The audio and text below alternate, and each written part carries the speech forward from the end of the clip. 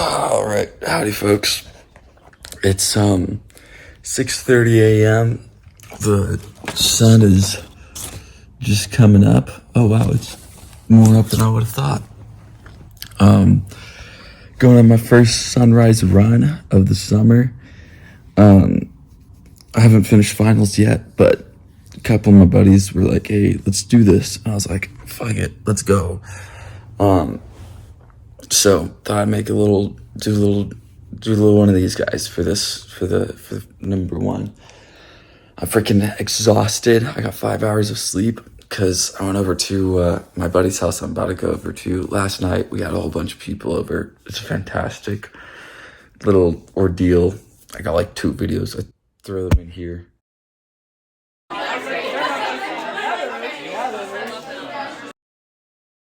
And then, yeah, good night, excellent night. And then, yeah, they were like, let's do this. I was like, fuck. And now I'm like, fuck. Because of 5 hours. And I've been getting up at like, the earliest I've gotten up in like months is like 7 or 8. So 6:30 is pretty tough. My sleep habits haven't been great this last month and a half. But yeah, I'll see you over there.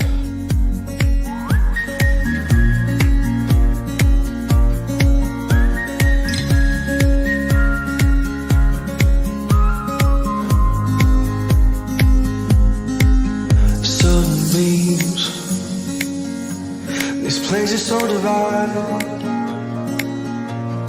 I can hear the birds, they sing that it will be fine. And daydreams focus on a view, sing troubles for another day, got nothing to lose. All right, just wrapped up that morning run. Feels freaking amazing with the boys. Got about a 30 minute guy in there. Went up, oh, there's a biker coming. Went up those mountains right there. Not all the way to the top. That's like a doozy of a run, but the goal is to get run up to the top and back within the next couple of weeks. Before we're doing a couple of Spartan races. Well, I'm doing a couple of Spartan races. I'm doing one of them with these guys in January, March, April, May, June. So I think before then, and it's January, March, April right now. And yeah, so we're gonna get up to the top of those mountains before then. But hey, banger way to start the day. Got to get back to studying differential equations and linear algebra. Gonna cry a little bit. It'll be great. All right, I wasn't gonna do another one of these until the end of finals, but I got started, with the sunrise run today and all that. So I figured to do another quick check-in since I've made a little bit of progress on all the goals. We're on, I know it's probably been 3 weeks. It's May 5th. I don't know, it's been a little bit since that first video. First thing, finished my first book in my whole life. I'm kidding. Since I started this, The Charisma Myth. Been reading this entire semester, so that kind of sucks, but it was a really good book. The basic idea is charisma is kind of like BS. It's not something that you're necessarily born with. It's something that you can develop and build as a matter of not just adopting certain practices and sit with like wider body stance or whatever. Which is what you'll see with a lot of people talking about how to be charismatic.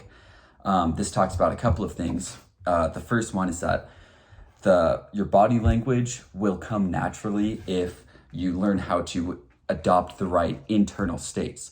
So if you're feeling anxious, your body language is going to reflect that, even if you intellectually know how to look like you're not anxious.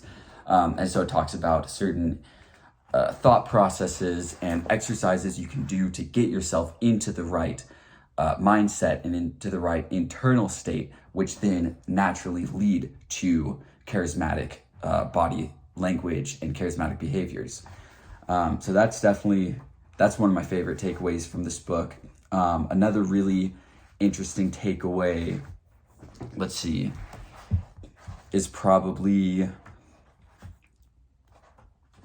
man, I mean, she talks about all kinds of crazy stuff. How to deal with difficult situations, how to use different types of charisma. She talks about how we're all naturally inclined towards different types of charisma, and you can kind of mix and match different mental states in order to adopt different types of charisma, and then these different types of charisma are going to be useful in different situations. So if you're if you're giving a speech and you're talking about,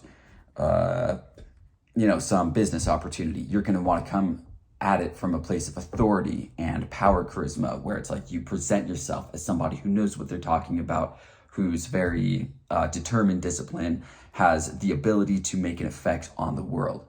But if you're in a situation where you're, I don't know, interacting with somebody and it's a difficult situation, you're firing them or you're delivering bad news, instead you want to come at it from a place of warmth, where you're more compassionate and you're showing that you care about this person and you're present, you're making a different kind of eye contact. And so what you want to do is adopt different mental states before these different situations. So that was a really good takeaway. And then a great one is learning how to match people's body language. So it's not always all about like, being, Mr. Big, confident and like chit-chatting in the way that you chit-chat. A lot of times the most charismatic thing is being able to match the way that you talk to the way that they talk. So if they talk very fast, then you start to speed up your speech a little bit. If they're louder, then talk a little bit louder. If it's a very loud person, you don't want to go in and be all quiet and calm. But if they're a much quieter and calmer person, be quieter and calmer. And you might see that as manipulative, but the thing is that you want to develop these social skills, because in any social situation, your goal should be to lower their defenses, get them into a state where they feel comfortable being their honest self. And a lot of these little tips and tricks are what lower people's defenses. If you start to mirror their body language, they'll start to feel more free to be themselves, to kind of let their more honest, their deeper social self come out. If you're ever interacting with people for the first time, obviously there's going to be a little bit more of awkwardness with people that you just met than with people you've known for a year or 2 years or 3 years, right? Because those people that you've met over the course of many years, there's no need to have walls up. There's no fear of rejection. There's no like uncertainty, like, is this person gonna like me? Can I like make these kinds of jokes? And I think the goal of a lot of these social skills is to get to that point where they're open and they're honest and they don't have kind of those defenses up. They don't have those inhibitions, right? And so the goal is kind of, I guess, to get everybody drunk. So yeah, that's that book. All right, and then I also wanted to give you guys a little update on the kind of like the whole coding path and what's going on there. So this is my DevSlopes dashboard. I hope I'm not breaking any laws by like showing you guys this. But if we close this, as you can see, I have a couple of, these are just some articles that I need to publish and upload. But this one's complete. I was working on, I think, week 11 last time we talked. Week 11 project is under review. So I finished that. And now I actually finished week 12 as well. And I've got that assignment under review as well. I also need to do that article. I'll probably crank all those out when summer gets started. But the next thing is week 13. And so if I come over here, go to my documents, get into this here business plan. Let's see, we can see I've got complete DevSlopes right there, week 15, week 16. So I can go ahead and come over here, hit up week 12 and fill that bad boy in. And that's going to unlock week 13. And then something I also just checked out is week 13 unlocks week 14, which is your final project.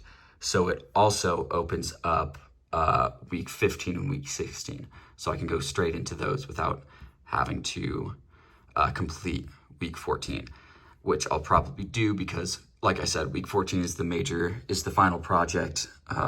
So I want to make some kind of app that I can release onto the App Store.